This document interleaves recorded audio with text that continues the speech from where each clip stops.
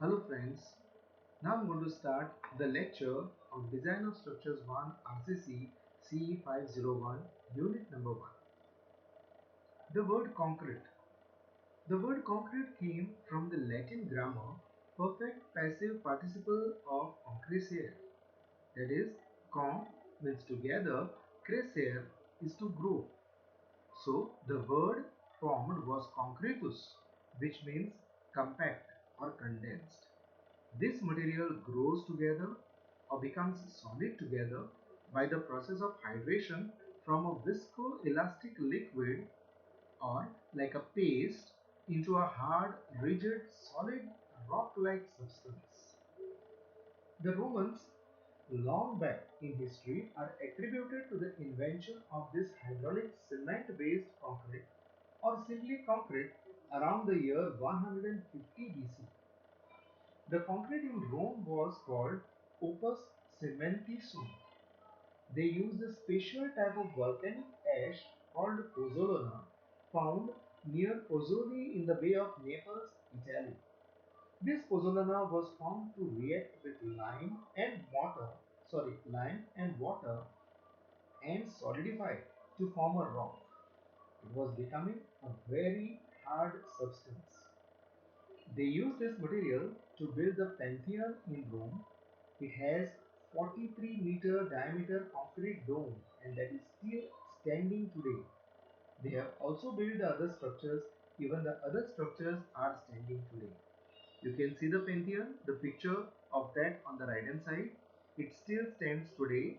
And on the left hand side, you can see Pozzolana, the pinkish brownish color substance which was used during that time. This pozzolana, when mixed with lime, formed the main ingredient which they had used at that time, which was the most important part of concrete. I would like to take you in a brief journey of concrete. Why is that important? Today we are having RCC, we are working with RCC, but how did it originate? When did it start? How did it get its form, the form which it is having today? I would like to take you back to 3000 BC. In 3000 BC, that is 3000 years before Christ, the Egyptians used mud mixed with straw to bind the dried bricks. They used gypsum mortar and mortars of lime in building of the pyramids.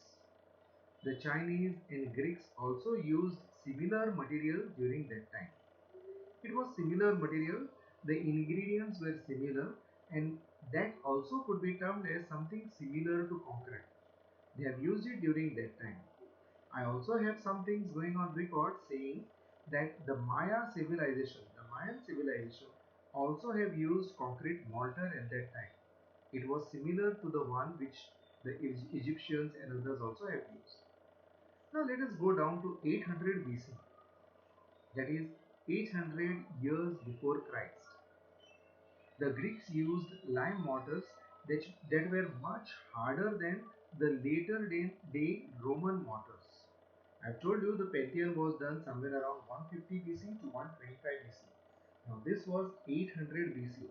So about 600 700 years before this particular Pantheon was built. So at that time the Greeks used the lime mortars and these were used at that time. The material is evident, it is even now present in Crete and Cyprus. Some parts are even found today. Then 300 BC, the Babylonians and the Assyrians, they have used bitumen to bind bricks and stones.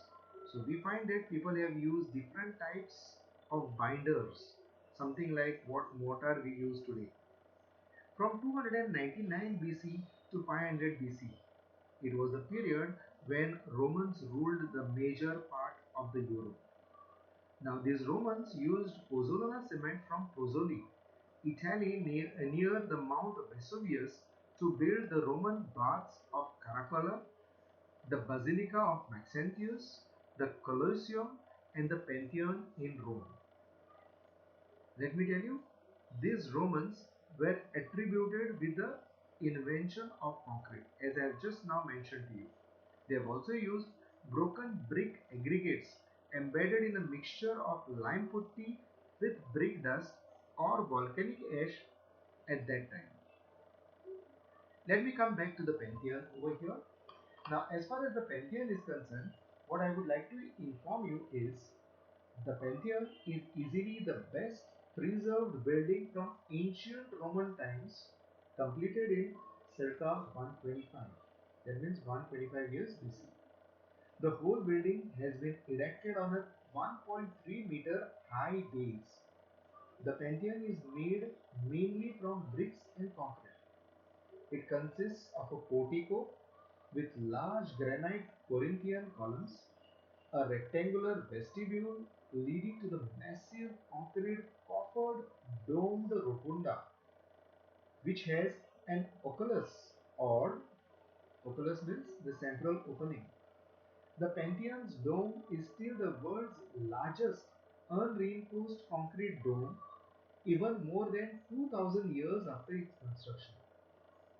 It still lives, it still stands. The diameter of the interior circle and the height to the central opening or the oculus are the same, 43 meters. They have maintained the ratio same. This Pantheon, you can see the curved portion behind. This Pantheon still stands even today. This was done in Rome and many tourists go over there to see this. Then we come to the Colosseum. This Colosseum also was built by the Romans during that time. The Colosseum. The Colosseum was earlier known as Flavian Amphitheatre. It is an oval amphitheatre. It is 188 meters long, 156 meters wide, and 57 meters high in the center of Rome. It was the largest amphitheatre ever built before 72 AD, and it could accommodate 50,000 to 80,000 spectators. An amphitheatre is open air theatre. It's an open air theatre with a central stage, okay, and that could accommodate 50,000 to 80,000 spectators. That is the grandeur of this Colosseum. The freestanding mega structure was constructed of limestone, rock of volcanic ash, brick faced concrete, wood, tiles, and cement mortar. The beautiful exterior had 3 stories of 80 arched entrances supported by semicircular columns, each of a different order or style. That means each of different architecture. At the bottom were columns of the relatively simple Doric order. This Colosseum still stands today. So some of the finest structures built before the start of our continuation, that is after Christ. So this was much before that. Continuing with our brief journey of concrete, let me tell you, after this what Romans had done, from that time, for a long time, nothing was done on concrete. Nothing was done on cement. No one knew anything about cement. Why? What had happened? Actually, after the 3rd century, 4th century AD, the Romans lost power. The Romans lost power, and along with them, people also lost what was that they had used to manufacture, to produce these huge monuments. The other problem which was attached to this was, now when these huge monuments were built, they were built with pozzolana, but when they had to be repaired, no one knew how to repair them. The maintenance was a big worry. Also, with the decline of Romans, people started robbing the material like bricks and the other things from the monuments, and finally the whole thing deteriorated. No one knew for a long time what was actually happening. So 1200 onwards, deterioration of the quality of cementing materials occurred, and thereafter the use of concrete died out during the Middle Ages, since the art of using burnt lime and pozzolan, that means admixture, was totally lost. Let me tell you, it was reintroduced back in the 14th century, that is 1300. That means there was a big gap and there was nothing done on cement. Then, somewhere in 1414, a builder, Fra Giovanni Giocondo, used pozzolana to make hydraulic cement, to build the Pont Notre Dame in Paris. This is the first acknowledged use of concrete in modern times. Nothing much is known about this, only that this was used, Pozzolana was used, and he has made hydraulic cement. And yes, that particular structure was rebuilt by him, but no research was done on that, and that also died a natural death. No one knew anything about cement. Then, in 1744, one person, John Smeaton, he discovered that combining quicklime and other materials created a very hard material that could be used to bind together materials.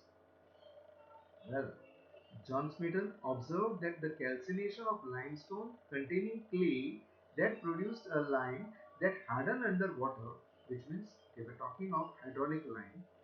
He used hydraulic lime to rebuild the Eddystone Lighthouse in Cornwall, England. Let me tell you, this particular Eddystone Lighthouse, the one which we can see over here in the picture, it still stands even today. This was done by John Smeaton. It was a breakthrough. He had used the burnt Abertho Blue Lias, that is a limestone from South Wales, and from Civitavecchia, the Italian Pozzolan. And using this combination, he produced the first high quality cement since the fall of the Roman Empire, and he used it to build this lighthouse. This lighthouse still stands today. Let me tell you, this was the major breakthrough. But what happened after this was interesting because no one knew what exactly he had done. No one knew how he had done this. So this particular art only remained with him. In 1779, a person, Brian Higgins, from Ireland, he obtained a patent. Its number is 1207 for a cheap and durable cement. He did it by using sand and lime and certain proportion of bone ashes, the lime being slaked with lime water instead of common water, and the mixture made use of as rapidly as possible after being made. This was used only for the exterior plaster work, or we can say stucco work. Now, John Smeaton, after doing the Eddystone Lighthouse, had done lot of work over there in the England, lot of work over there, especially with the hydraulic cement. And in 1791, he published a book about the building of the lighthouse, and he wrote in that his experiments. The name of the book was A Narrative of the Building and a Description of the Construction of Eddystone Lighthouse with Stone. He described the things in that. He got a big name throughout the world. Now, in 1796, James Parker patented a natural hydraulic cement that was made by calcinating pieces of pure limestone containing clay. It was named Parker's cement or Roman cement. You can see the picture of Smeaton on the right hand side. Then, in 1824, a person, Joseph Aspdin, he got the patent for the cement. He did research, he got a good cement, and he put it for the patent, and then he got the patent in which he describes my method of making a cement or artificial stone for stuccoing buildings, waterworks, cisterns, or any other purpose. He goes on describing the things, and finally he says, and which I call Portland cement. The name Portland cement was given to cement by Joseph Aspdin. Now, why did he give the name Portland cement? He gave the name Portland cement because it looked like the famous pale stone of Portland. The place, the name of the place is Portland, and this place is on the British coast.